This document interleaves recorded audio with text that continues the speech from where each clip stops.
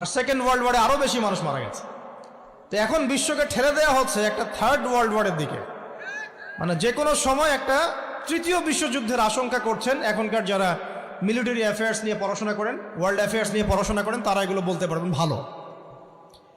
বিশ্বকে একটা খাদ্য মন্দার দিকে ঠেলে দেওয়া হচ্ছে, বিশ্বকে একটা দুর্ভিক্ষের দিকে ঠেলে দেওয়া হচ্ছে, এবং মহামারীর মধ্য দিয়ে অলরেডি কিন্তু আমাদের বিভিন্ন দেশের ইকোনমিক অবস্থা ভালো না, তার উপরে খাদ্য সংকট, তার উপরে যে বৈশ্বিক যুদ্ধগুলো, আমদানি রপ্তানি বন্ধ হয়ে যাচ্ছে, তেল গ্যাসের দাম বেড়ে যাচ্ছে, জনগণ হাহাকার করছে। এই পলিটিক্যাল গ্লোবাল অ্যাফেয়ার্সের ফিতনা এগুলা। তা আপনাকে এই জন্যই প্রথমে আমি একটা কথা বললাম যে ফিতনাময় একটা পরিবেশে একজন মুমিন যার অন্তর্দৃষ্টি আছে, যে কোরআন এবং সুন্নাহ দিয়ে এই বিশ্বের এই রহস্যগুলো উদ্ঘাটন করতে পারে, সে ভালো থাকতে পারে না। তার মনটা সবসময় কিন্তু মানে ব্যাকুল থাকবে যে কিভাবে এইসব সমস্যা থেকে নিজে উত্তরণের পথ খুঁজতে পারি, আর আমার পরিবারকে বাঁচাতে পারি, আর আমার জনগণকে বাঁচাতে পারি। আর যদি আপনি আত্মকেন্দ্রিক হন, স্বার্থপর হন, তাহলে নিজের চটকায় তেল দিবেন, নিজে ভালো থাকলেই বাপের নাম। তো দেখুন, এই জামানার কথাই নবীজি বলছেন সাল্লাল্লাহু আলাইহি ওয়াসাল্লাম, তোমাদের সামনে এমন একটা যুগ আসছে, নবীজি বলছেন জামানা সাবরিন, কঠিন জামানা, যে জামানায় ঈমান নিয়ে চলাটা হবে হাতের মধ্যে আগুন নিয়ে চলার মতো। তো নবীজি বলছেন ওই সময়ে সাহাবী জিজ্ঞাসা করছেন, ইয়া রাসূলুল্লাহ, আমি ওই সময়ে কি করব? ওই সময় আমি কি করব, আমাকে কি পরামর্শ দিচ্ছেন? নবী সাল্লাল্লাহু আলাইহি ওয়াসাল্লাম বলছেন, হে আমর ইবনে আস, তুমি ওই সময় বাড়িতে অবস্থান করো, বাসায় থাকো, বিনা প্রয়োজনে বাড়ির বাইরে এসো না। ওই সময় তুমি নিজের পাপের জন্য আল্লাহর কাছে ক্রন্দন করতে থাকো, বিনা প্রয়োজনে বাড়ির থেকে বের হয়েও না। আর মানুষের সাথে এত বেশি মেলামেশা করো না, নিজে তোমার আমল, তোমার গুনাহ নিয়ে ব্যস্ত থাকো, তোমার পাপের জন্য আল্লাহর কাছে কান্নাকাটি করো, ইনশাল্লাহ তুমি নাজাত পেয়ে যাবে। এটা একটা অপশন, মানে ফিতনাময় পরিবেশে আপনি কিভাবে বাঁচবেন, এটা একটা অপশন। আর একটা হাদিসে গিয়ে নবী সাল্লাল্লাহু আলাইহি ওয়াসাল্লাম বলছেন যে যখন এমন ফিতনাময় পরিবেশ আসবে, তখন যদি তোমরা এই আমর বিল মারুফ নাহি আনিল মুনকার, সৎ কাজের আদেশ, অসৎ কাজের নিষেধ, আমার সুন্নতের উপর অটল থাকতে পারো, তাহলে তোমরা 50 জন শহীদের নেকি পাবে। সাহাবায়ে কেরাম বলছেন, ইয়া রাসূলুল্লাহ, আমিনহুম আও মিন্না, তাদের মধ্যে 50 জন নাকি আমাদের মধ্যে 50 জন শহীদ? নবী করিম সাল্লাল্লাহু আলাইহি ওয়াসাল্লাম বলছেন, বাল মিনকুম, বরং তোমাদের মধ্যে 50 জন শহীদ। এটা অপশন নাম্বার 2। এক কি বললাম, আপনি নিজেকে নিয়ে ব্যস্ত থাকেন, বাসায় থাকেন, বিনা প্রয়োজনে বাড়ির থেকে বের হবেন না, মানুষের সাথে কম মেলামেশা করেন, এবং নিজের পাপের জন্যে আল্লাহর কাছে কান্নাকাটি করেন, নিজের আমল নামা নিয়ে ব্যস্ত থাকেন, ইনশাআল্লাহ নাজাত পাবেন। 2 নাম্বার, যদি আপনার কাছে আরও বেশি যোগ্যতা থাকে এবং আপনি আরও বেশি সাহসী হন এবং আপনি উম্মার, দেশের জনগণের কল্যাণ কামনা করেন, তাহলে অন্যদেরকেও এই ফিতনাময় পরিবেশে টিকে থাকার ফর্মুলা বলে দেন। এখানে সবর করেন, আমর বিল মারুফ নাহি আনিল মুনকারের কাজ করেন, আল্লাহ পাক আপনাকে ইনশাআল্লাহ 50 জন শহীদ সাহাবীর নেকি দিবেন। আরো অপশন আছে। কি অপশন? ওই যে আসহাবুল কাহফ কি করেছিল, একটা ফিতনাময় পরিবেশ থেকে নিজেরা আস্তে করে সরে গিয়েছে। যখন আপনি পরিবেশকে পরিবর্তন করতে আর পারছেন না, দাওয়াত দিয়েও কোনো কাজ হচ্ছে না, মানুষ কথাও শুনছে না, জুলুম নির্যাতন বাড়তেই আছে, টিকে থাকা মুশকিল, তখন তাদের হিসেবের দায়িত্ব আল্লাহর উপর ছেড়ে দেন, আপনি ওখান থেকে ডিসকানেক্টেড হয়ে যান। এটা একটা অপশন। এই অপশন বেছে নিয়েছিল ইব্রাহিম আলাইহিস সালাম, তার বাবাকে বুঝিয়েছেন, কাজ হয়নি, চলে গেছেন। এই অপশন বেছে নিয়েছিল আসহাবুল কাহফ, সবাইকে বোঝাচ্ছে কাজ হচ্ছে না, তার রাস্তায় করে চলে গিয়ে গুহার মধ্যে রাত কাটানো শুরু করেছে। এমনও হাদিস পড়েছি আমি যে ফিতনাময় পরিবেশে সবচেয়ে সৌভাগ্যবান হবে ওই শ্রেণীর মানুষ যারা দেখা যাবে যে পাহাড়ি কোনো এলাকায় বা দূরবর্তী কোনো জায়গায় বসবাস করছে, যেখানে বৃষ্টিপাত হয়, গরু, ছাগল, মেষ, বকরি এগুলো নিয়ে ওখানে চড়ায়, যখন আজানের সময় হয়, নামাজের ওয়াক্ত হয়, আজান দেয়, নামাজ পড়ে, দুনিয়ার ফিতনা থেকে এরা দূরে আছে, এরা সফল। এমনও হাদিস আছে। তো হয়তো আপনার কাছে মনে হচ্ছে না এখন ওই যুগ আসে নাই, কিন্তু আমি আপনাকে বলে দেই যে কোরআন এবং সুন্নাহর চোখ দিয়ে যদি আপনি দেখতে শেখেন, এবং বর্তমান বিশ্বের প্রেক্ষাপটটা অ্যানালাইসিস করার যোগ্যতা আপনি অর্জন করেন কোরআন সুন্নাহর চোখ দিয়ে, আপনি বুঝতে পারবেন সেই সময় অনেক আগেই চলে এসেছিল। এখন ফিতনা এবং ফাসাদময় এই পরিবেশে আমরা কি করতে পারি ছোট স্কেলে, বড় স্কেলে না, ছোট স্কেলে। আমি আজকে বড় বিষয় নিয়ে কথা বলতে আসি না, কারণ আমি চিন্তা করলাম যে আসলে প্রথমে যদি ব্যক্তিকেন্দ্রিক বিষয়টা ঠিক না হয়, বড় বিষয় আলোচনা করে কোনো লাভ নাই।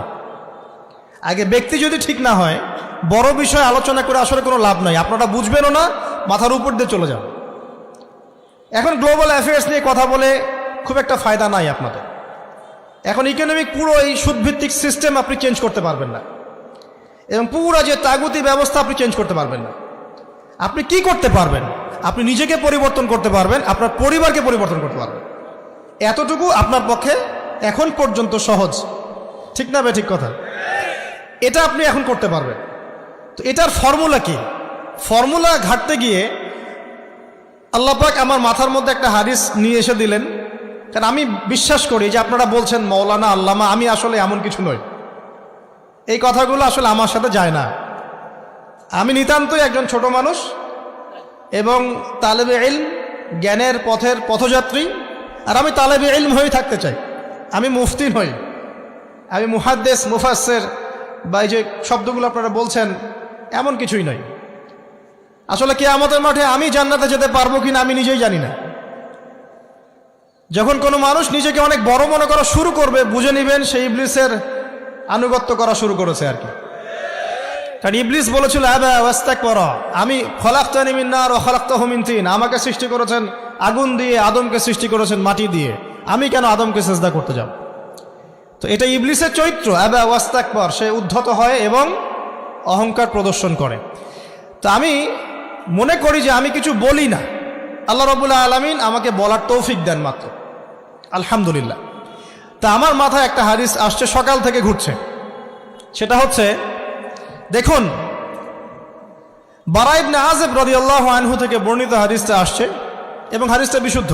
এখান থেকে আমি মূল আলোচনা যাচ্ছি যে একদিন আনসার মানুষদের মধ্যে, আনসার কারা?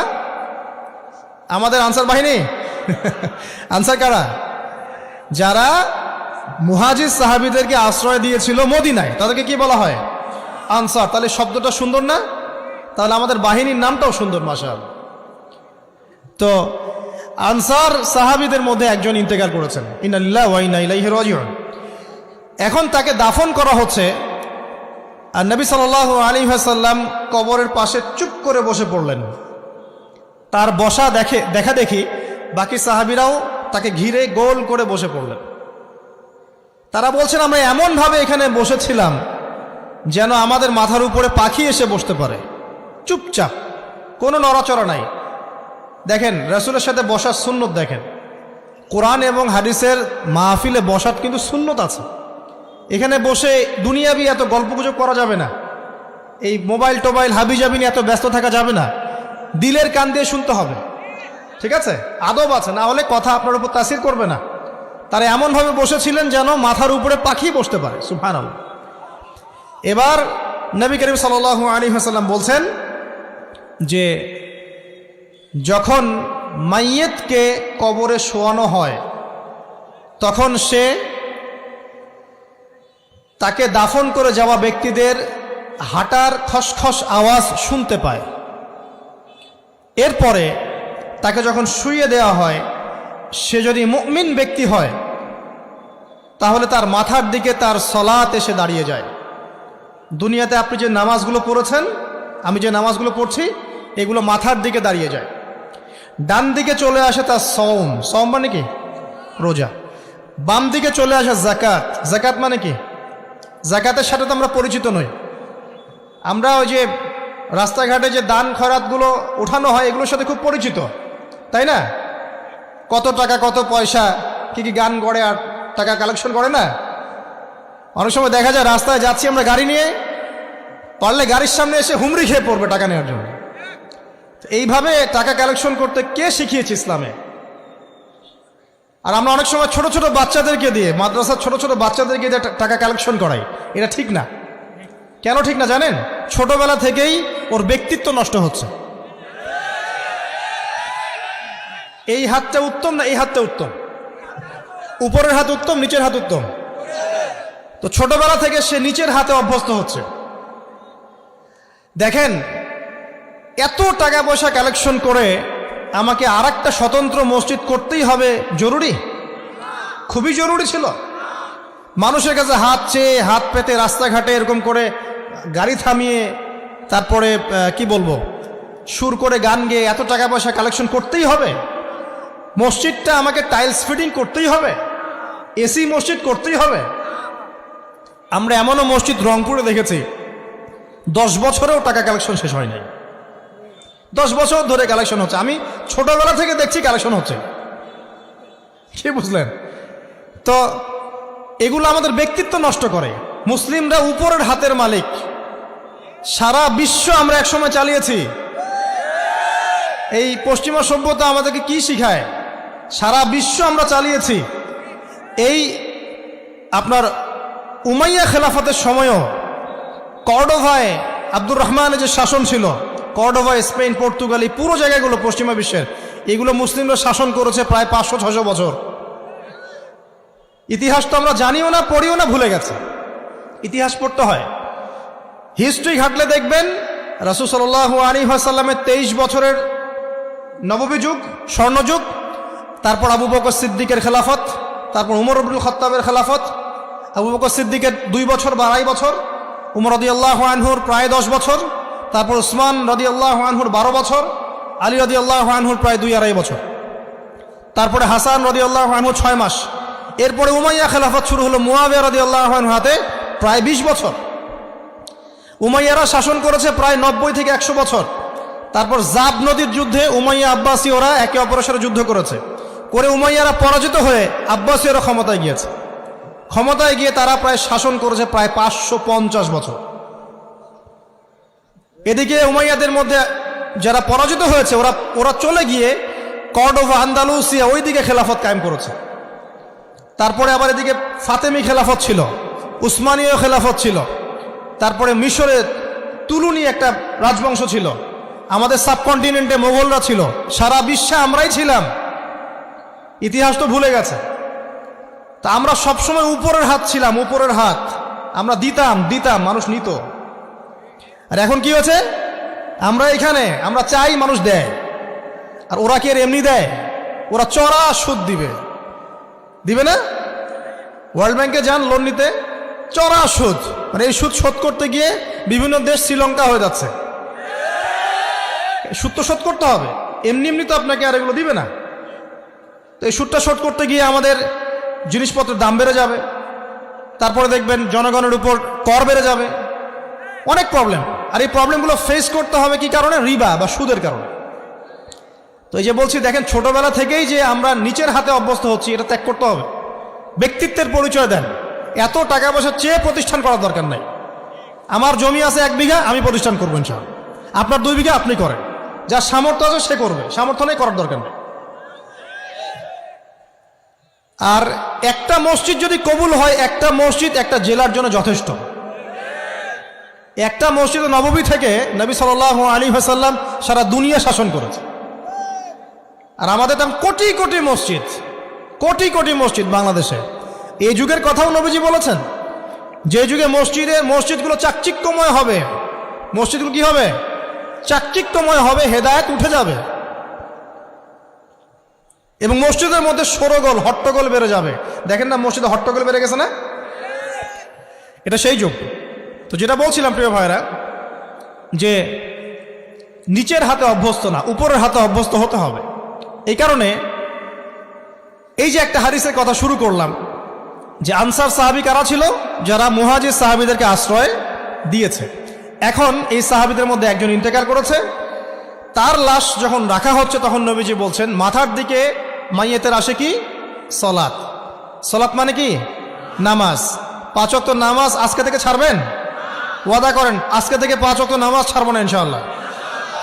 একটা হাদিস খালি বলি, মান তারাকা সালাতান মুতাআম্মিদান ফাকাদ কাফারা, মান তারাকা সালাতান মুতাআম্মিদান ফাকাদ কাফারা। আবার শোনেন, ক্বালা রাসূলুল্লাহ সাল্লাল্লাহু আলাইহি ওয়াসাল্লাম, মান তারাকা সালাতান মুতাআম্মিদান ফাকাদ কাফারা। আর মুআজ বিন জাবাল রাদিয়াল্লাহু আনহুকে নবীজি বলেছেন, মান তারাকা সালাতা মুতাআম্মিদান ফাকাদ বারিয়াত মিন জিম্মাতিল্লাহ। যে ব্যক্তি নিজের উপর ফরজ নামাজ ছেড়ে দিল, সে কুফরি করলো, সে কুফরি করলো, সে কুফরি করলো। মুআজ বিন জাবালকে নবী সাল্লাল্লাহু আলাইহি ওয়াসাল্লাম বলছেন, যে ব্যক্তি ফরজ নামাজ ইচ্ছা করে ছেড়ে দিল, সে ব্যক্তি আল্লাহর জিম্মা থেকে মুক্ত হয়ে গেল। নামাজ ছাড়বেন প্রিয় ভাই জামাতের সাথে ইনশাআল্লাহ। আল্লাহ আমাকে তৌফিক দেখ, আপনাদের সবাইকে তৌফিক দান করুন, আমিন। জামাত যদি না পান একা পড়ে নেবেন, ঠিক আছে? যদি ঘুমিয়ে থাকেন ঘুম থেকে উঠে পড়বেন, ভুলে গেছেন যখন মনে হবে তখন পড়বেন। অজু করার পানি নাই, কি করবেন? তায়াম্মুম করবেন। তায়াম্মুমেরও কিছু নাই, আপনার কোনো কাপড়ই নাই, সতর ঢাকার কোনো কাপড়ই নাই, কি করবেন? বসে বসে নামাজ পড়বেন ওই অবস্থাতেই। এটা কোনো মাফ নাই, মানে আপনার অজু করার কোনো পানি নাই, তায়াম্মুমের কিছুই নাই, কাপড়ও নাই সতরে, তখনও নগ্ন হয়ে বসেই নামাজ পড়তে হবে, মাফ নাই। যখন শোয়ানো হবে মাথার দিকে কি থাকবে? সালাত। তাহলে আমরা যারা ফরজ সালাত এখন আদায় করছি না, আজকে তওবা করেন, বলেন আস্তাগফিরুল্লাহ আল্লাযী লা ইলাহা ইল্লা হুয়াল হাইয়ুল কাইয়্যুম ওয়া আতুবু ইলাইহি। হে আল্লাহ, আমরা তওবা করছি, সারা জীবনে যত নামাজ পড়ি নাই, এই সমস্ত নামাজ না পড়ার পাপ থেকে তোমার কাছে তওবা করছি। ঠিক আছে? এটা আস্তাগফিরুল্লাহর অর্থ নয়, আমি বাংলায় বললাম। আর যদি নামাজ কাজা করে আদায় করে দিতে পারেন আলহামদুলিল্লাহ, খুবই ভালো হয়। যদি নাও পারেন তাও এখন থেকে আর কোনো নামাজ বাদ দিয়েন না, আর বেশি বেশি নফল নামাজ পড়ার চেষ্টা করেন। আল্লাহ পাক তৌফিক এনায়েত করুন। আসুন, তারপরে ডান দিকে কি? সওম। সওম মানে কি? রোজা। রমজান মাসে রোজা রাখি সবাই তো, মাশাআল্লাহ, আলহামদুলিল্লাহ। রমজান মাসে সওম রাখার পাশাপাশি বেশি বেশি নফল সওম রাখার ব্যাপারে অভ্যস্ত হওয়ার চেষ্টা করতে হবে। সবচেয়ে সেরা সওমগুলো হচ্ছে মাসের 3 দিন, আইয়ামে বীজের সওম, চাঁদের 13, 14 এবং 15 তারিখ। আর সপ্তাহে 2 দিন, সেটা হলো বৃহস্পতিবার এবং কি সোমবার। আল্লাহ পাক তৌফিক দান করুন, আমিন। এছাড়া আরাফার সওম আছে, আশুরার সওম আছে, ঠিক আছে? জিলহজ মাসের প্রথম 10 দিন রাখতে পারেন, ইত্যাদি। এবার বাম দিকে কি? যাকাত। যেটা বলছিলাম, যাকাতের সাথে আমরা খুব একটা পরিচিত নই, অথচ যাকাত একটা ফরজ ইবাদত। কেউ যদি নামাজ এবং যাকাতের মধ্যে পার্থক্য করে, সে ব্যক্তি কাফের হয়ে যাবে। কেউ যদি মনে করে নামাজ আমি মানি, যাকাত আমি মানি না, তাহলে কাফের হয়ে যাবে। নিসাব পরিমাণ সম্পদ হলে প্রত্যেক মুসলিমের উপর যাকাত ফরজ, ঠিক আছে? এবং এই যাকাতই হচ্ছে আপনার ইসলামিক অর্থনীতির মূল ভিত্তি। যাকাত হচ্ছে ইসলামিক অর্থনীতির কি? মূল ভিত্তি। এই টিকটক প্রজন্মকে এখান থেকে সরান, এই মোবাইল নিয়ে যারা ব্যস্ত আছে এখান থেকে সরো, আলোচনার কনসেন্ট্রেশন নষ্ট করবো না। কোন না, পরিবেশ নষ্ট করতে আসো কেন এখানে? দিনের কথা শুনতে যদি আসতে পারো তাহলে আসবো, আদারওয়াইজ আসার দরকার নাই। এখানে কথা হচ্ছে আল্লাহ এবং রসুলের, তুমি কথা বলতেছো পাশে, আল্লাহ এবং তার রসুলের কথা হচ্ছে, এখানে তুমি কথা বলো কোন সাহসে?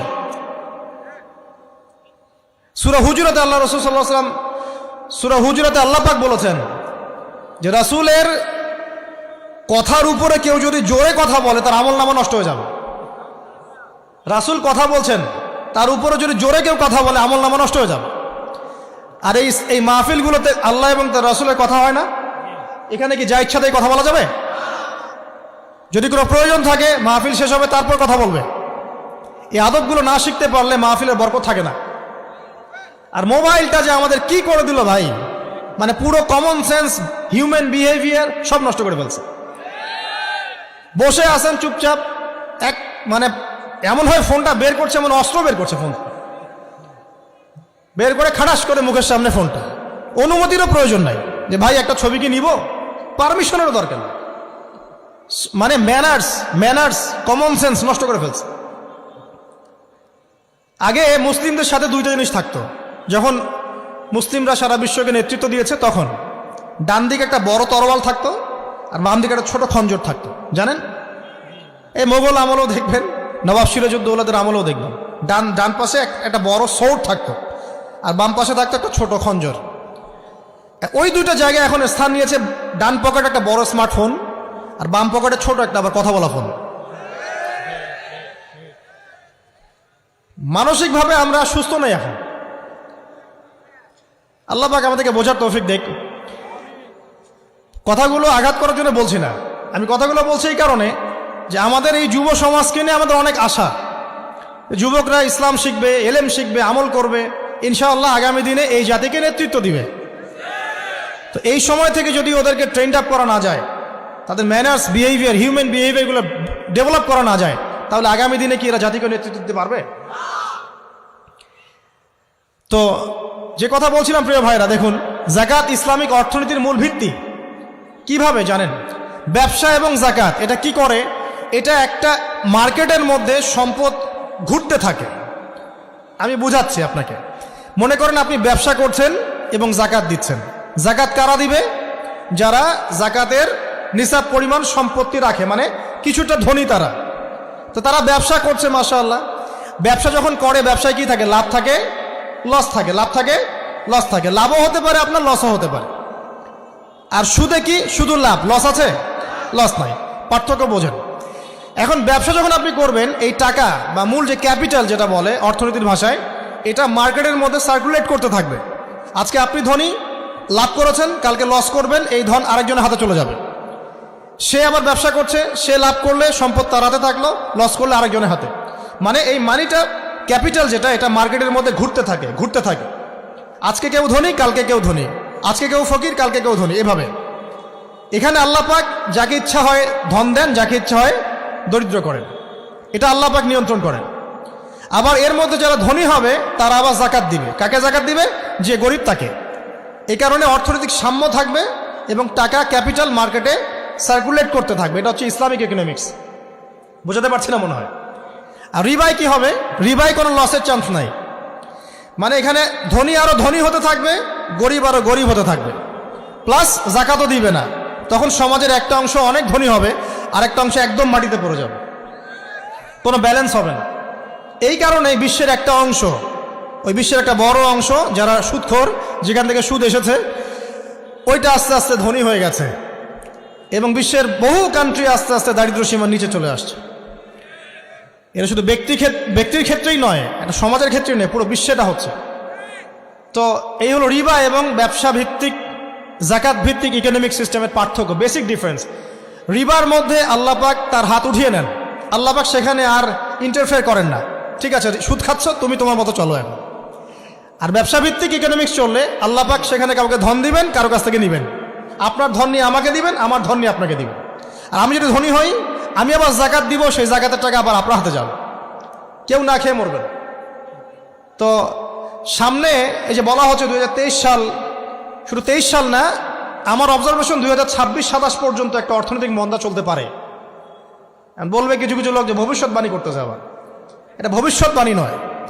আপনি বর্তমান সম্পর্কে খবর রাখেন না বলেই বর্তমানকে আপনার ভবিষ্যৎ মনে হচ্ছে। আমাদের অনারেবল মিনিস্টার যারা আছেন ওদেরকে জিজ্ঞাসা করেন, তাদেরকে জিজ্ঞাসা করেন, তারাও বলছেন যে 2023 সাল থেকে 26 সাল খাদ্য মন্দার মধ্যে যান। দেখেন নাই? তারা এই কথা বলছেন কারণ তারা বুঝতে পারছেন ওয়ার্ল্ডের অবস্থা ভালো না। এখানে একটা সলিউশন বলছে, ইচ্ছা হলে আপনি গ্রহণ করতে পারেন, ইচ্ছা হলে নাও করতে পারেন। আমার তো চাপিয়ে দেওয়ার কোনো ক্ষমতা নাই। ফাযাক্কির ইন্নামা আনতা মুযাক্কির, আপনি শুধু উপদেশদাতা। লাস্তা আলাইহিম বিমুসাইতির, আপনি কারো প্রতি দারোগা নন। কি উপদেশ? এই যে যাকাত, যেটা যাকাত, আমাদের যাকাত যেটা আসে, এটাকে একটু বড় পরিসরে কালেক্ট করার চেষ্টা করতে হবে। করে যদি আমরা সুষ্ঠু বন্টন করতে পারি গরিবদের মাঝখানে, ইনশাআল্লাহ কেউ খাদ্য অভাবে মারা যাবে না ইনশাআল্লাহ। আল্লাহ পাক আমাদেরকে বোঝার তৌফিক দান করুন। এর পাশাপাশি তারা যেটা বলেছেন, ইকোনমিক সেকশনের লিডার যারা আছে তারা যেটা বলছেন এটা ঠিক বলছেন। তারা বলছেন কৃষিভিত্তিক অর্থনীতির কথা বলছেন, এটার সাথে আমি 100% একমত। কারণ আল্লাহ পাকের কোরআন, এই কোরআনের মধ্যে বেশিরভাগ যে অর্থনীতির কথা এসেছে তা হচ্ছে কৃষিভিত্তিক অর্থনীতি। এটা কি জানেন? হয়তো জানেন না। কোরআনে যত ইকোনমিক সিস্টেমের কথা আসছে তার মধ্যে সবচেয়ে বেশি এসেছে কৃষিভিত্তিক অর্থনীতির কথা, তারপর ব্যবসা এবং যাকাত।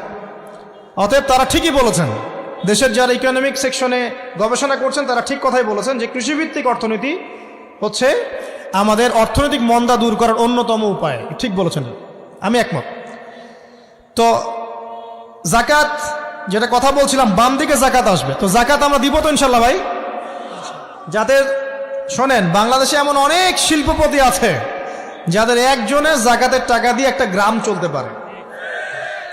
আর জাকাতের টাকা কিন্তু শুধু এক বছরে আসবে না, প্রতি বছরেই ঘুরে ঘুরে আসবে। মনে করেন যে আপনাদের এলাকার মধ্যে অনেক বিত্তশালী আছেন, আমি দোয়া করি মন থেকে আল্লাহ পাক বিত্তশালীদের অন্তরটাকে নরম করে দিক এবং ওসমান রাদিয়াল্লাহু আনহুর মতো দানশীল করে দিক। আমরা দোয়া করি, আমরা কারো খারাপ চাবো, সবার জন্য হেদায়েতের দোয়া করব।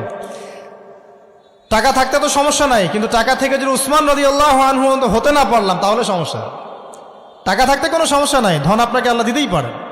এই ধনটাকে উসমান গনি রাদিয়াল্লাহু আনহুর মতো আল্লাহর পথে বিতরণ করে দেন, ইনশাআল্লাহ আল্লাহ পাক আপনাকে জান্নাতুল ফেরদৌস দান করবেন ইনশাআল্লাহ। তো অনুরোধ থাকবে, দেখেন আপনারা যদি একটা এলাকার জাকাত কালেক্ট করতে পারেন, মনে করেন কথার কথা এখানে কিছু মেয়ে আছে যারা খারাপ পথে পা বাড়িয়েছে, আমার কথা বুঝতে পারছেন? আচ্ছা, এরকম পল্লী অনেক জায়গায় আছে না? এক বছরের জাকাতের টাকা দিয়ে সমস্ত যৌন পল্লীর মেয়েদেরকে কাজ দেয়া সম্ভব, কর্মে আনা সম্ভব। ওদেরকে কাজের ব্যবস্থা করে দেন, ওরা কখনোই এই সেক্স ওয়ার্কারের কাজ করবে না ইনশাআল্লাহ। কোনো মেয়েই এই কাজ করতে চায় না আমার মতে। কোনো মেয়েই চায় না যে ইজ্জত বিক্রি করে খাবো, কোনো মেয়ে চাবে?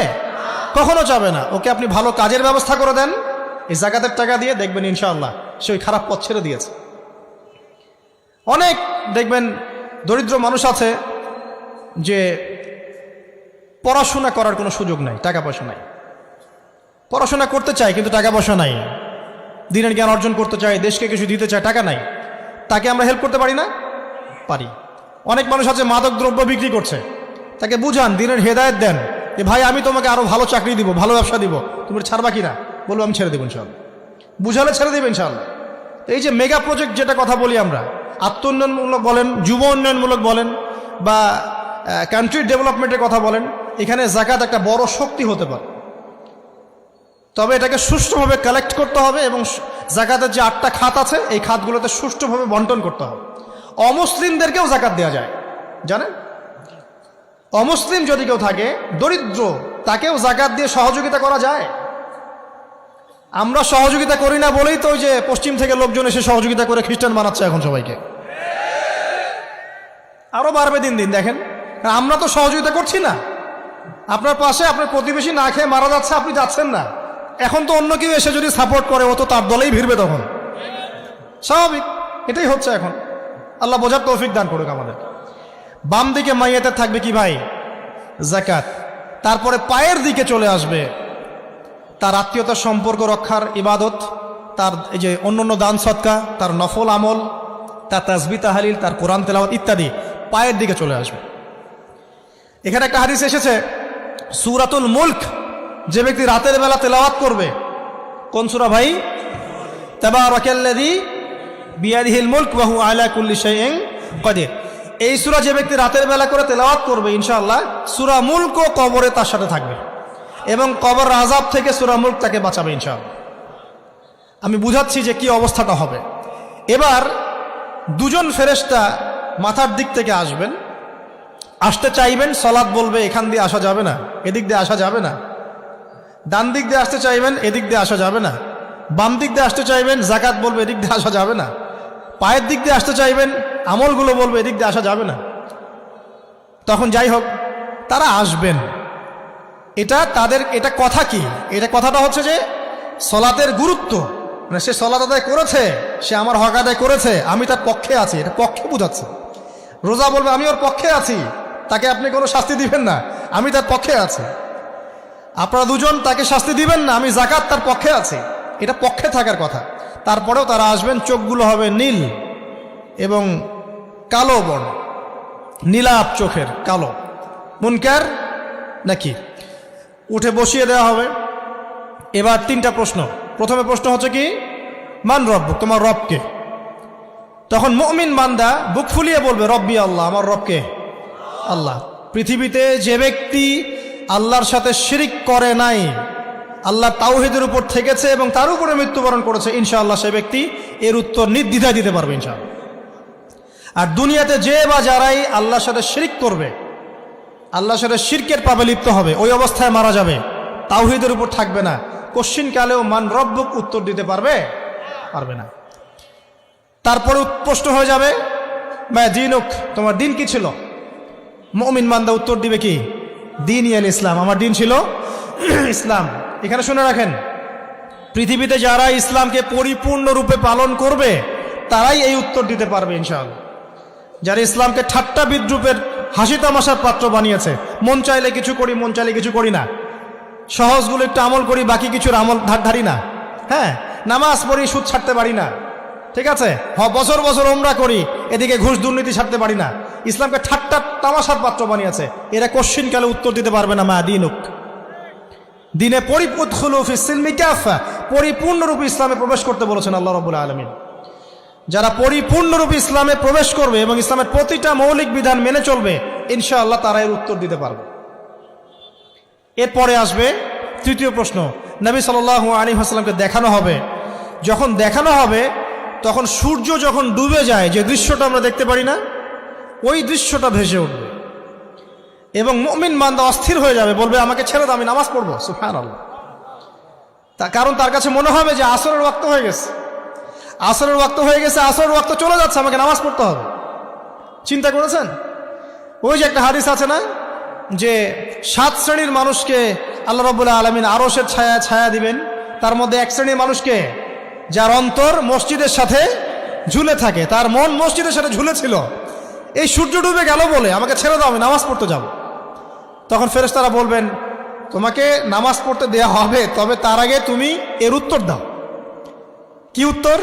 এই ব্যক্তির দিকে তাকাও। তখন নবী সাল্লাল্লাহু আলাইহি ওয়াসাল্লামকে দেখানো হবে, সাল্লাল্লাহু আলাইহি ওয়াসাল্লাম দরুদ পড়বেন, বলা হবে যে এই ব্যক্তির সম্পর্কে তোমার কি ধারণা? মান হাযা রাজুলু বুইসা ফীকুম, এই ব্যক্তি কে যাকে তোমাদের কাছে পাঠানো হয়েছিল? মুমিন ব্যক্তি নির্দ্বিধায় বলে দিবে যে তিনি হচ্ছেন আমার নবী মুহাম্মদুর রাসূলুল্লাহ সাল্লাল্লাহু আলাইহি ওয়াসাল্লাম। দেখুন পৃথিবীতে যে বা যারাই নবী সাল্লাল্লাহু আলাইহি ওয়াসাল্লামের সুন্নতের উপর আমল করবে ইনশাআল্লাহ সে তার উত্তর দিতে পারবে। দুনিয়াতে যারা নবীর সুন্নতের 5 পয়সা পরোয়া করছে না, তার আদর্শের 5 পয়সা দাম দিচ্ছে না, তারা কোশ্চিন কালে উত্তর দিতে পারবে। নাম হতে পারে আব্দুর রহমান, আব্দুর রহিম, নবীর সুন্নতের ধার ধারে না, তারা উত্তর দিতে পারবে না। তো নবীর সুন্নতের গুরুত্ব কত গভীর এটা আমাদেরকে এখান থেকে বুঝতে হবে। তাই প্রিয় যুবক ভাইরা, মুসলিম ভাইরা, আমাদের জীবনটাকে নবীর আদর্শ এবং সুন্নতে ঢেলে সাজাতে হবে। সকাল থেকে সন্ধ্যা পর্যন্ত প্রতিটা কাজ করব কার তরিকায়? রাসূলের তরিকা। নামাজ পড়বো তার তরিকা, রোজা, সিয়াম, হজ, জাকাত, আমল, মুআমালাত, আখলাক সব কার তরিকায়? নবী সাল্লাল্লাহু আলাইহি ওয়াসাল্লামের তরিকা অনুযায়ী ইনশাআল্লাহ। আল্লাহ পাক তৌফিক এনায়েত করুন, আমিন। এবার ফেরেশতা দুজন জিজ্ঞাসা করবেন অবাক হয়ে যে তুমি কিভাবে এটা জানলে, তুমি কিভাবে এই 3টা প্রশ্নের উত্তর দিতে পারলে? কারণ বেশিরভাগ মানুষ তো উত্তর দিতে পারবে না, বেশিরভাগ মানুষই এই উত্তর দিতে পারবে না। কারণ কিয়ামতের মাঠে 1999 জন মানুষ জাহান্নামে যাবে, নাউজুবিল্লাহ। তো এটা কঠিন পরীক্ষা। আল্লাহ রাসূল সাল্লাল্লাহু আলাইহি ওয়াসাল্লাম বলেছেন যে নিশ্চয়ই তোমাদেরকে এখানে পরীক্ষায় ফেলা হবে, আর তোমরা যদি এই পরীক্ষা জেনে তোমাদের মৃতদেরকে দাফন করা থেকে বিরত না থাকতে, তাহলে আমি তোমাদেরকে শুনিয়ে দিতাম কবরে কেমন পরীক্ষা হয়। মানে যদি আমরা শুনতে পারতাম যে কবরে কেমন পরীক্ষা হয়, আমরা ভয়ে আমাদের মৃতদেরকে দাফন পর্যন্ত করতাম না। এটা নবীজি বলছেন সাল্লাল্লাহু আলাইহি ওয়াসাল্লাম। তো তাকে জিজ্ঞাসা করা হবে যে তুমি কিভাবে জানলে এটা? বেশিরভাগ মানুষ তো পারে না উত্তর দিতে। তখন সেই ব্যক্তি বলে বসবে, সেই ব্যক্তি বলবে যে করাতু কিতাব আল্লাহ, আমি আল্লাহর কিতাব এই কোরআন পড়েছি। মুমিন বলবে আমি আল্লাহর কোরআন পড়েছি, ফাআমানতু বিহি, আমি এর উপর ঈমান এনেছিলাম, ওয়া সাদ্দাকতু, এবং সত্যায়ন করেছিলাম। সুবহানাল্লাহ। অতএব দুনিয়াতে যারা দ্বীনের জ্ঞান অর্জন করছে না, কোরআন পড়ছে না, হাদিস পড়ছে না, পড়াশোনার চেষ্টা করছে না, জানার চেষ্টা করছে না, কবরে পাওয়া ডিফিকাল্ট আছে। এটা একটা অন্যতম প্রশ্ন। আমরা কিন্তু মনে করি 3টা প্রশ্ন হচ্ছে, আসলে প্রশ্ন হচ্ছে কয়টা? 4টা। 3টার পরে আরো একটা এক্সট্রা। কিভাবে জানলে? তখন উত্তর দিচ্ছে আমি আল্লাহর কিতাব পড়েছি, ঈমান এনেছি, সত্যায়ন করেছি। সুবহানাল্লাহ। নবী সাল্লাল্লাহু আলাইহি ওয়াসাল্লাম হাদিসের পরের অংশে বলছেন যে যখন কাফের বান্দাকে উঠানো হবে তখন ডানেও কিছু নাই, বামেও কিছু নাই, সামনে পিছনে কিচ্ছু নাই। মাথার দিক থেকে ফেরেশতারা চলে আসবেন, উঠিয়ে বসানো হবে, প্রশ্ন করা হবে কে তোমার রব? একটাই উত্তর, লা আদরি, আমি জানি না। নাউজুবিল্লাহ। কি তোমার দিন? লা আদরি, আমি জানি না। এই যে আল্লাহর তো খবর নাই, আল্লাহ পাকের বিধান মেনে চলার কোনো খবরই নাই, পরোয়াই নাই। সে জানবে কিভাবে ইসলাম কি জিনিস? সে জানবে কিভাবে আল্লাহ কি জিনিস? ও তো আল্লাহকে চিনেই না। দিব্যি বলে বেড়াচ্ছে মহাবিশ্ব সৃষ্টি হয়েছে বিগ ব্যাং থেকে, আল্লাহ বলে কেউ নাই। মানুষ সৃষ্টি হয়েছে বান্দর থেকে, নাউজুবিল্লাহ। ওই যে ডারউইনের মতবাদ, কি থিওরি অফ এভলিউশন নাকি? হ্যাঁ, তাই তো মনে হয়, অনেকদিন আগে পড়ছি ভাই, ভুলে গেছি এগুলো। তো যাই হোক, মানুষ তো আল্লাহকে চিনছে না। এখনো মানুষ মনে করছে যে আল্লাহ বলতে কেউ নাই। এবং এই মুক্ত চিন্তার নামে, বাক স্বাধীনতার নামে নাস্তিকতার যে চর্চাটা বেড়েছে বাংলায়, এটা আশঙ্কাজনক। বড় বড় বিশ্ববিদ্যালয় থেকে পড়ে আসছে, অনেক সময় দেখলাম বড় বিশ্ববিদ্যালয়ের প্রফেসর, সে বলছে যে মহাবিশ্ব বিগ ব্যাং দিয়ে সৃষ্টি হয়েছে, সৃষ্টিকর্তা নাই এখানে কোনো। তো মুসলিম বিজ্ঞানীর একটা কথা বলতেন যে মানুষ বিজ্ঞান সম্পর্কে অল্প জানলে নাস্তিক হয়ে যায়, আর অনেক গভীর জ্ঞান অর্জন করলে আল্লাহর কাছে আত্মসমর্পণ করে। খেয়াল করে দেখবেন, ডক্টর, ইঞ্জিনিয়ার যারা বড় বড় লেভেলে চলে গেছেন, অনেক সিনিয়র, তারা কিন্তু বেশিরভাগ নামাজি দেখবেন, নামাজ পড়ে, দান সৎকা করে, সমাজ কল্যাণমূলক কাজ করে। তারা কিন্তু রোগীর সেবা করতে গেলেও বলে যে নামাজ পড়িয়েন, রোজা রাখিয়েন, তারা কিন্তু বলে।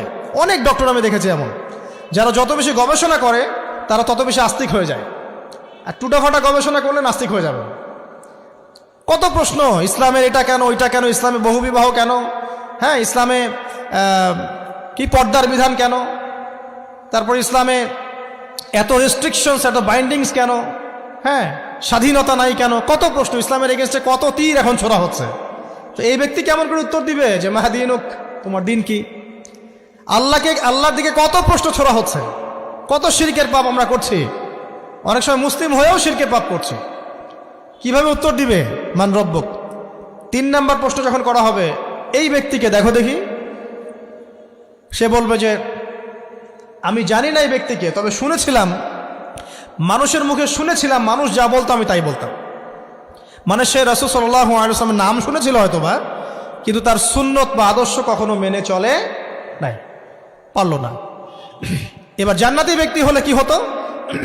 ওই যে সূর্য ডুবছিল যেখানে, তার দৃষ্টির সীমা পর্যন্ত কবরকে প্রশস্ত করে দেয়া হতো, এবং জান্নাতের একটা দরজা তার কবরে খুলে দেয়া হতো। এটা কিভাবে করা হবে সেটা আল্লাহ পাক জানেন, এটার ব্যাখ্যা করার জ্ঞান আল্লাহ আমাদেরকে দেন নাই। যেই মানুষের ক্ষুদ্র জ্ঞানে মানুষ ব্যাকটেরিয়া, ভাইরাস নিয়ে গবেষণা করতে হিমশিম খেয়ে যায়, সে মহাবিশ্বের স্রষ্টা নিয়ে কিভাবে গবেষণা করবে? আল্লাহ পাকের অসীম জ্ঞানের সামনে আমার জ্ঞান কি? খুবই ক্ষুদ্র। একটা হাদিসে এসেছে বুখারী শরীফের মধ্যে, যে একটা মহাসমুদ্রের মধ্যে যদি একটা পাখি 1 ফোঁটা পানি উঠিয়ে নিয়ে যায়, ওই 1 ফোঁটা পানি হচ্ছে মহাবিশ্বের জ্ঞান, আর বাকি পুরো মহাসাগর হচ্ছে আল্লাহ পাকের জ্ঞান। তো আমরা এই ক্ষুদ্র জ্ঞানের মানুষ হয়ে আল্লাহর জ্ঞানকে কেমন করে পেনিট্রেট করতে পারি? তো আল্লাহ পাক জান্নাতের দরজাগুলো খুলে দিবেন, একটা দরজা খুলে দিবেন, সেখান থেকে বাতাস আসবে, সে জান্নাতের নাজ নেয়ামত উপভোগ করতে থাকবে, এবং তার রূহটাকে সবুজ রঙের পাখির আকৃতিতে জান্নাতে রেখে দেওয়া হবে। ইল্লিন মানেই ওখানে জান্নাতের নিয়ামত সে পাবে। এটাকে বলা হয় দারুল বারজাখ বা বারজাখের জীবন। জীবন অনেকগুলো, একটা ছিল রুহের জগৎ, রুহের জগতে আমরা সবাই ছিলাম। শোনেন, রুহের জগতে যার সাথে যার বন্ধুত্ব, ভালোবাসা গভীর ছিল, দুনিয়াতে তার সাথে তার ভালোবাসা বেশি। এটা হয়তো জানেন না, জানতেন হাদিসটা? রুহের জগতে যদি কখনো আপনার সাথে আমার দেখা হয়ে থাকে, দুনিয়াতে আপনার সাথে আমার দেখা হবে ইনশাআল্লাহ। রুহের জগতে যদি আপনার আমার মধ্যে ঘনিষ্ঠ ভালোবাসা থেকে থাকে, এখানেও ভালোবাসা হয়ে যাবে ইনশাআল্লাহ। এটা বলে আমি আবার তোমাদের বয়ফ্রেন্ড গার্লফ্রেন্ড ভালোবাসা বুঝাই নাই, ওই ভালোবাসার কথা বলি নাই। আবার রুহের জগতে বিদ্বেষ, এখানেও দেখবেন বিদ্বেষ।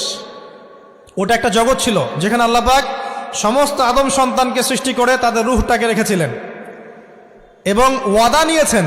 কি ওয়াদা? আল্লাহ পাক বলেছিলেন আলাস্তু বিরব্বিকুম, সূরা আরাফের 182 নম্বর আয়াত পড়ে দেখবেন, 182 নম্বর আয়াত। আল্লাহ পাক বলেছিলেন যে আমি ওয়াদা নিয়েছিলাম, আলাস্তু বিরব্বিকুম, আমি কি তোমাদের রব নই? আমরা সবাই বলেছিলাম বেলা ইয়া রব্বি, অবশ্যই আপনি আমাদের রব। দুনিয়াতে এসে আমরা ভুলে গেছি, এই ভুলে যাওয়াটা মনে করায় দেওয়ার জন্যই আল্লাহ পাক আসমানি কিতাব নাজিল করেন, নবী রাসূল পাঠান, আমাদের কান পর্যন্ত ইসলামের দাওয়াত পৌঁছে দেন, যাতে আমরা মনে করতে পারি। এবার আসেন রুহের জগতের পর আসলাম এই যে দুনিয়ার জগৎ, দারুদ দুনিয়া। দুনিয়ার মধ্যে আছি হয়তো 50, 60, 70, 100 বছর হায়েস্ট। এরপর যাবে দারুল বারজাখ, বারজাখের জগৎ। পাপী ব্যক্তি হলে জাহান্নামের দরজা খুলে দেওয়া হবে, আর জাহান্নামের সে আযাব ভোগ করতে থাকবে। এবং পুণ্যবান ব্যক্তি হলে জান্নাতের দরজা খুলে দেওয়া হবে এবং এর নাজ নেয়ামত সে ভোগ করতে থাকবে। তখন তাকে বলা হবে এটা জান্নাতের সেই জায়গা যেখানে তুমি থাকবে।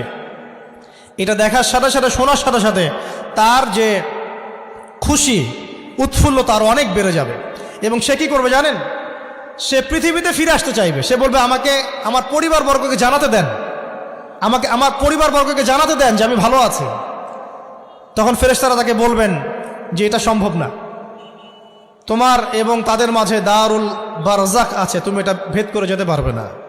তখন তার আত্মাটাকে ইল্লিনে দেওয়া হবে, একটা সবুজ পাখির আকৃতিতে জান্নাতে ঘুরে বেড়াবে ইনশাআল্লাহ।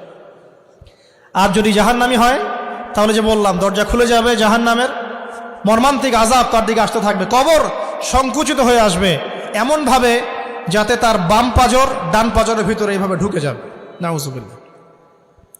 এবং এই আযাব চলতে থাকবে ইলা ইয়াউমি ইউবআসুন, পুনরুত্থানের দিন পর্যন্ত। এখন এই যে হাদিসটা আপনারা শুনলেন, এই হাদিসটা ব্যক্তিকেন্দ্রিক নয় কি? এখানে তিনটা বিষয় আপনাকে ফোকাস করতে হবে আমাদেরকে। এক, তাওহীদ, আল্লাহ পাকের তাওহীদ। দুই, রিসালাত, রাসূলুল্লাহ সাল্লাল্লাহু আলাইহি ওয়াসাল্লামের রিসালাত। এবং আখিরাত, পরকাল। এই তিনটা বিষয় খুব স্বল্প কথায় বলছে। দেখুন, তাওহীদ কি? আল্লাহ পাকের একত্ববাদ। এক আল্লাহকে আপনি সৃষ্টিকর্তা মানবেন, রিজিক দাতা মানবেন, পালনকর্তা মানবেন, সন্তান দাতা, ভালো মন্দের মালিক, সমস্ত কিছুর মালিক কে? আল্লাহ। আল্লাহ আল্লাহ আমাকে বাঁচিয়ে রেখেছেন, আল্লাহ আমাকে মৃত্যু দিবেন, আল্লাহ আমাকে রিজিক দেন, আল্লাহ আমাকে সন্তান দিবেন, আল্লাহ আমার ভালোর মালিক, আল্লাহ মন্দের মালিক, আল্লাহ সমস্ত কিছুর মালিক। এই কনসেপ্ট পরিষ্কার থাকবে, লা ইলাহা ইল্লাল্লাহ পরিষ্কার থাকবে। সমস্ত বিষয় কার পক্ষ থেকে? আল্লাহর পক্ষ থেকে। এই তাওহীদ, শর্ট সংক্ষিপ্ত কথায় বললাম তাওহীদ। এর মধ্যে তিনটা ক্লাসিফিকেশন আছে, রুবুবিয়্যাত, উলুহিয়্যাত, আসমা ও সিফাত। এটা আপনারা কিতাবুত তাওহীদ বই থেকে পড়ে নিয়েন। সংক্ষেপে বলে দেই, রুবুবিয়্যাত আল্লাহ পাকের সমস্ত বিষয়গুলো তার দিকে সম্বন্ধ করা, সৃষ্টিকর্তা, পালনকর্তা, রিজিক দাতা সবকে আল্লাহ। উলুহিয়্যাত কি? দুনিয়াতে এসেছি আল্লাহ পাকেরই দাসত্ব করতে হবে, অন্য কারো দাসত্ব চলবে না, তাওহীদ উলুহিয়্যাত। আসমা ও সিফাত কি? আসমা সিফাত মানে হচ্ছে আল্লাহ পাকের নাম গুণাবলীগুলো আছে। আল্লাহ পাক রহমান, আল্লাহ পাক রহিম, আল্লাহ পাক রাজ্জাক, হ্যাঁ, আল্লাহ পাক গফুর, আল্লাহ পাক শদীদুল ইকাব। সমস্ত গুণাবলী কার? আল্লাহ। এই হলো আসমা সিফাত। আল্লাহ পাক যেমন, আল্লাহ পাক তেমন, আল্লাহ পাক নিজের মতো, কারোর সাথে তুলনীয় নন। হুয়াল্লাহু আহাদ, একক। আল্লাহুস সামাদ, তিনি অমুখাপেক্ষী। লাম ইয়ালিদ ওয়া লাম ইউলাদ, তিনি জন্ম দেননি, জন্মিতও নন। ওয়া লাম ইয়াকুল লাহু কুফুয়ান আহাদ, তার সমতুল্য আর কিছুই নাই। আল্লাহ থেকে সবকিছু হয়, এটাই হলো তাওহীদ। এখন এর অপোজিশন কি? শিরক। তাওহীদের বিরুদ্ধে গেলে কি হয়ে যাবে? শিরক। কেউ যদি মনে করে যে আল্লাহ ছাড়া কেউ আমাকে জীবন দিতে পারে, আল্লাহ ছাড়া কেউ আমাকে মারতে পারে, আল্লাহ ছাড়া কেউ আমাকে রিজিক দিতে পারে, অথবা আল্লাহ ছাড়া কেউ সন্তান দিতে পারে, আল্লাহ ছাড়া অন্য কারো কাছে কেউ যদি দোয়া করে, আল্লাহ ছাড়া অন্য কারো জন্য নজর মানত করে, আল্লাহ ছাড়া অন্য কারো নামে কসম খায়, আল্লাহর হালালকে হারাম করে দেয়, আল্লাহর হারামকে হালাল করে নেয়, ঠিক আছে? আল্লাহ থেকে শুভ অশুভ আসে না, শুভ আল্লাহর পক্ষ থেকে আসে, অশুভ শয়তানের পক্ষ থেকে আসে, এমনও যদি কেউ মনে করে, শুভ অশুভ দুটোই আল্লাহর পক্ষ থেকে আসে, কিন্তু কেউ যদি মনে করে না শুভগুলো আল্লাহর পক্ষ থেকে, অশুভগুলো শয়তানের পক্ষ থেকে, এমনও যদি মনে করে, শিরক হয়ে যাবে। মুসলিমরা চলাফেরায়, মুসলিমরা আল্লাহ ছাড়া অন্য কারো কাছে চাচ্ছে, মুসলিমরা অনেকে কবরে সেজদা করছে, মুসলিমরা অনেকেই মৃত মানুষের কাছে দোয়া করছে, হাতে বালা পরে আছেন, খোলেন না। কেন খোলেন না? ভয়ে যদি আপনার ক্ষতি হয়, শিরক। মুসলিমরা দেখবেন আগুনের সামনে মাথা নত করছে, মুসলিমরা এখন মেডিটেশন করে, ধ্যান করে, মুসলিমরা জিনকে তাবে করতেছে। অনেক সময় দেখা যায় মুসলিমরা জাদু করতেছে, জাদুবিদ্যা, কুফরি কালাম করছে না? করছে। সবই শিরক, সবই শিরক। মুসলিমরা দেখবেন আল্লাহর হালাল যেগুলো আছে এগুলোকে হারাম করে ফেলছে, আবার অনেক সময় আল্লাহর হারামগুলোকে হালাল করে নিচ্ছে। সুদ কি ভাই? এখানে ফরজ, হালাল করে নেওয়া হয়েছে। মদ কি? তোমাদের কাছে তো ওয়াজিব, না খাইলে ঘুম হয় না। তো এই যে আল্লাহ হারামগুলোকে কি করছি আমরা? হালাল করে ফেলি, এটাও শিরক, কুফরি একটা। তো এক কথায় তাওহীদের উপর যারা থাকবে মান রব্বুক উত্তর দিতে পারবে ইনশাআল্লাহ। যারা শিরক করে ফেলবে ওই অবস্থায় মারা যাবে, মান রব্বুক উত্তর দিতে পারবে না। আমার কথা কি বোঝা যাচ্ছে? আমি সহজ করার চেষ্টা করছি কিন্তু হয়তো পারছি না, এটা আমার ব্যর্থতা। এক কথায় যদি আমরা কবরের প্রথম প্রশ্নের উত্তর দিতে চাই তাহলে আমাদেরকে অবশ্যই তাওহীদের উপর থাকতে হবে, শিরকে যাওয়া যাবে না। প্রিয় ভাইরা, শিরকের পাপ থেকে আজকে তওবা করে ফেলবেন। আল্লাহ জেনে না জেনে জীবনে যত শিরক করেছে আল্লাহ মাফ করে দাও, আমিন। এবং আগামী দিনগুলোতে শিরকের পাপে লিপ্ত হয় না। প্রিয় ভাইরা, যদি আপনার আমল নামায় আসমান জমিন সমানও পাপ থাকে, শিরকের পাপটুকু না থাকে, আল্লাহ পাক আপনার পুরো পাপ মাফ করতে পারবেন ইনশাআল্লাহ। আল্লাহ পাক বলেছেন মেরাজের রাতে নবী সাল্লাল্লাহু আলাইহি ওয়াসাল্লামকে আরশে আজিমের কাছে উঠিয়ে নিয়ে আল্লাহ পাক 3টা ওহী করেছেন। কয়টা ওহী? একটা ছিল 5 ওয়াক্ত নামাজ, ঠিক আছে। 2 নাম্বার হচ্ছে সূরা বাকারার শেষের 3টা আয়াত। 3 নাম্বার একটা ওয়াদা, একটা প্রতিশ্রুতি। সেটা কি? হে মুহাম্মদ সাল্লাল্লাহু আলাইহি ওয়াসাল্লাম, তোমার উম্মতের মধ্যে কেউ যদি আসমান জমিন সমান পাপ নিয়ে আমার সামনে হাজির হয় কিন্তু আমার সাথে কাউকে শরিক না করে, শিরক না করে, তাহলে আমি আল্লাহ তার সামনে আসমান জমিন সমান ক্ষমা নিয়ে হাজির হব, মানে মাফ করে দেওয়া হবে ইনশাআল্লাহ। অতএব শিরকের পাপে যায় না, ইনশাআল্লাহ জান্নাতে যাওয়া যাবে। যে ব্যক্তি মন থেকে একবার লা ইলাহা ইল্লাল্লাহ পড়েছে, সমস্ত বিষয় আল্লাহর দিকে সুপর্দ করে, তার অন্যান্য অনেক পাপ থাকতে পারে, আল্লাহ পাক চাইলে সব পাপ মাফ করতে পারবে। অতএব মান রব্বুক উত্তর দিতে চাইলে শিরকের পাপে যাওয়া যাবে? যাবে না। আধুনিক শিরকের মধ্যে সবচেয়ে ভয়ঙ্করটা হচ্ছে এটা যে আমরা আল্লাহর হালালকে হারাম করে নিচ্ছি, হারামকে আবার হালাল করে ফেলছি। এখানে যায় না। সব কিছু আল্লাহ থেকে আসে, দোয়া আল্লাহর জন্য করবেন, নামাজ আল্লাহর জন্যে, সব কিছু ইবাদত আল্লাহর জন্যে, দ্বীনি ইলম অর্জন আল্লাহর জন্যে। প্রতিটা কাজের করার আগে নিয়াত ফিক্স করবেন, কেন করব? পরকালীন স্বার্থ থাকলে করব, না হলে করব না। কেন তুমি টিকটকে যাবা না? কারণ পরকালীন কোনো স্বার্থ নাই। কেন তুমি ফ্রি মিক্সিং অ্যাফেয়ার্সে যাবা না? কারণ পরকালীন কোনো স্বার্থ নাই। কেন মদ খাবা না? পরকালীন কোনো স্বার্থ নাই। কেন মিউজিকে যাচ্ছ না? কারণ পরকালীন কোনো স্বার্থ নাই। কেন তুমি এই যে সুদ খাবা না? কারণ পরকালীন কোনো স্বার্থ নাই। যে কাজে পরকালীন কোনো স্বার্থ নাই সে কাজে কোনো মুমিন মুসলিম নাই। কেন নামাজ পড়বো? কারণ পরকালীন স্বার্থ আছে। কেন রোজা রাখবো? পরকালীন স্বার্থ আছে। কেন আমি হালাল বিয়ে করব, হারাম জেনায় যাব না? পরকালের স্বার্থ আছে। কেন আমি যাকাত দিব, ব্যবসা করব, সুদ খাবো না? কারণ পরকালের স্বার্থ আছে। কেন ইসলামের দাওয়াত দিব? পরকালের স্বার্থ আছে। কেন হাদিস প্রচার করব? কারণ পরকালের স্বার্থ আছে। ইসলামের জন্য সবর করব কেন? পরকালের স্বার্থ আছে। পরকালের স্বার্থ যেখানে, মুসলিম সেখানে। পরকালীন স্বার্থ নাই, আমরা নাই। প্রত্যেকটা কাজ করার আগে নিয়াতটা ফিক্স করতে হবে, পরকালের কোনো স্বার্থ আছে? যদি বলে হ্যাঁ আছে, তাহলে করবে। স্বার্থ নাই, আমি নাই। কোনো ফুজুল কি বাত বা ফাহেসা কোনো কাজ, এসব কাজে আমরা নাই, বিকজ এগুলোতে কোনো পরকালীন স্বার্থ নাই। ব্যাস, আমাদের জীবনের প্রতিটা মোমেন্ট, প্রতিটা সেকেন্ড আল্লাহর দেয়া দান। আমি নিজের ইচ্ছা মতো এটাকে অপব্যয় করতে পারি না। হ্যাঁ, আপনি মিউজিক শুনতে চান, আপনি সং পছন্দ করেন, আপনি নাশিদ শোনেন, ইসলামিক নাশিদ শোনেন, ওখানে আপনার ইমান একটু দীপ্ত হবে, পরকালীন স্বার্থ আছে। আপনি নিজের যৌন চাহিদাকে দমন করতে পারছেন না, হালালভাবে বিয়ে করে নেন। বিয়ে করার পর আপনি যত ইচ্ছা স্ত্রীকে মহব্বত করেন, প্রত্যেকটা মহব্বতে নেকি পাবেন।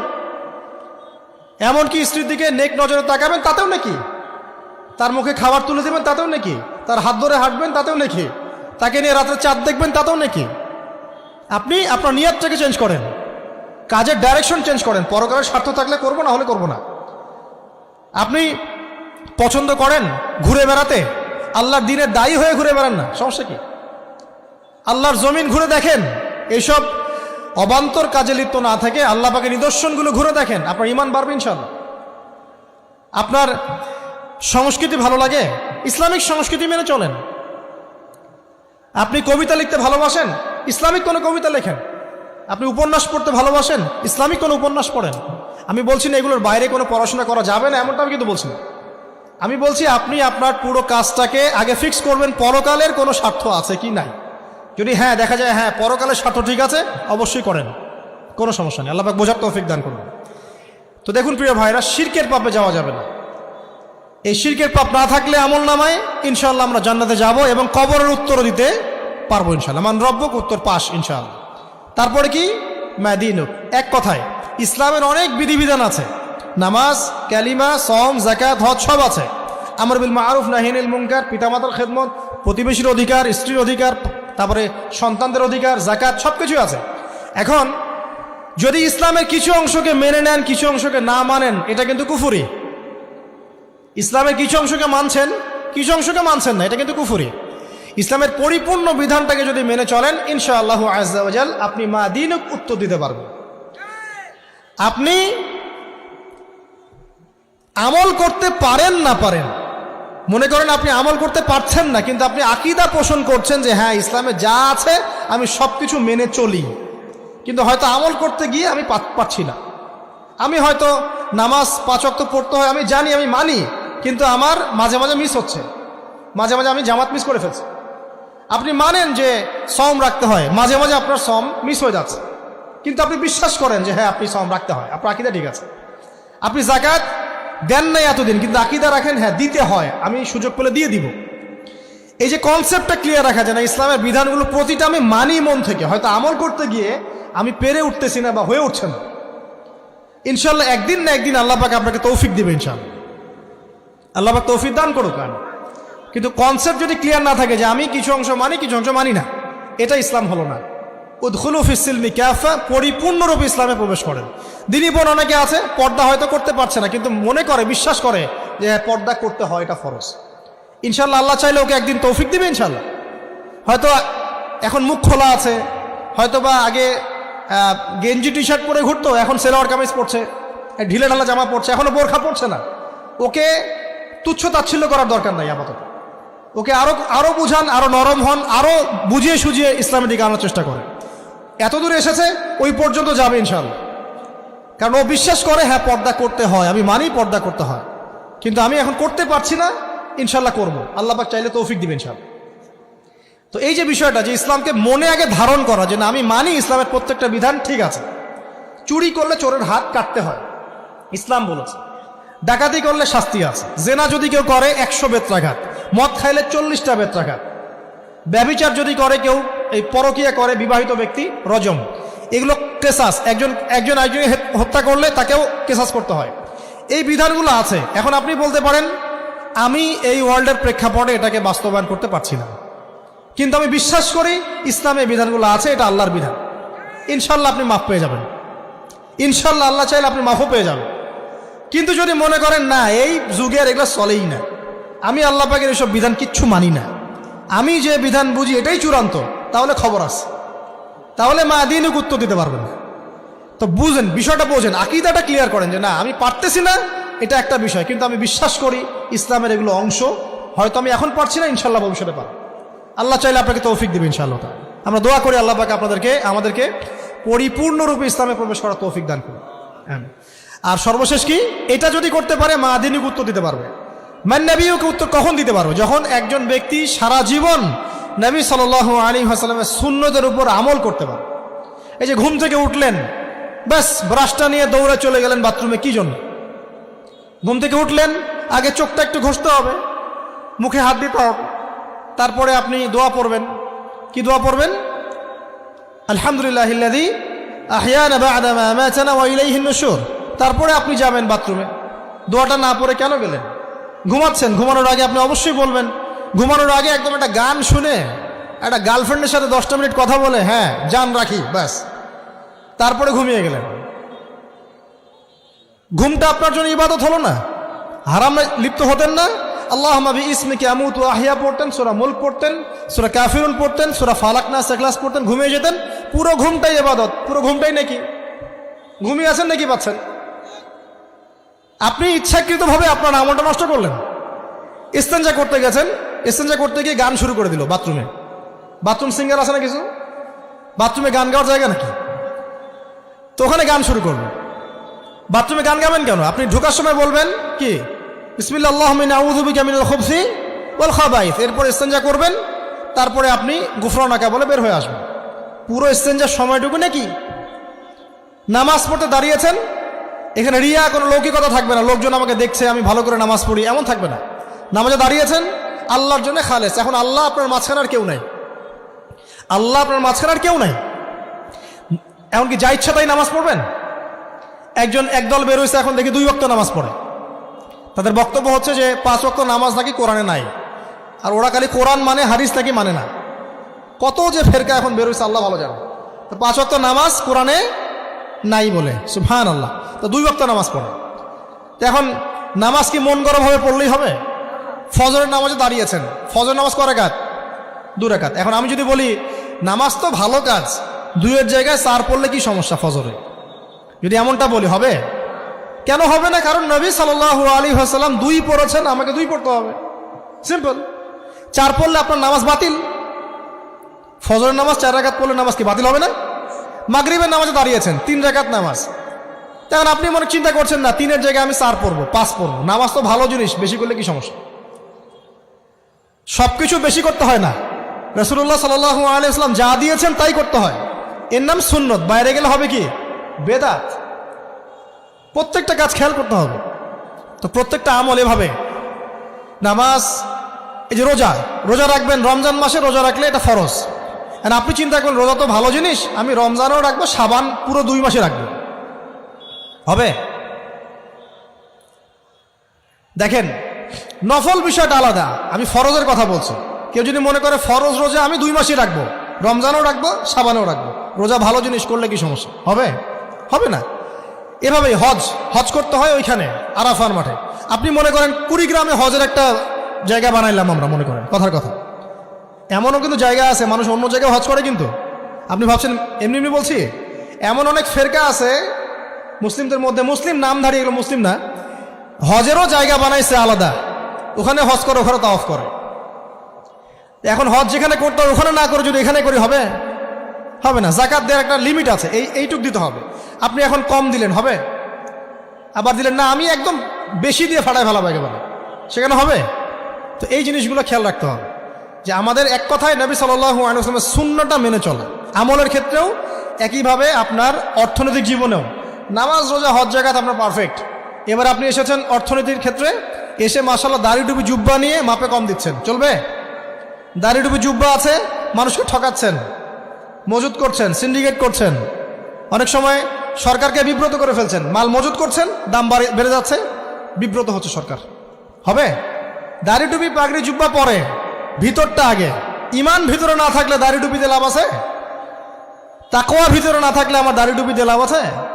মুহসিন হতে হবে। সো ইকোনমিক সেকশনে গিয়েও নবীর আদর্শ ভুলে যাওয়া যাবে না, সেখানেও তার আদর্শ মেনে চলতে হবে। এভাবেই সমাজ জীবন, পরিবার, সর্বক্ষেত্রেই নবীর সুন্নাহ মেনে চললে পরে ওই ব্যক্তিকে উত্তর দেওয়া যাবে ইনশাআল্লাহ, তিনি আমাদের নবী মুহাম্মদ রাসূলুল্লাহ সাল্লাল্লাহু আলাইহি ওয়াসাল্লাম। সর্বশেষ গিয়ে বলা হবে কিভাবে জানলে?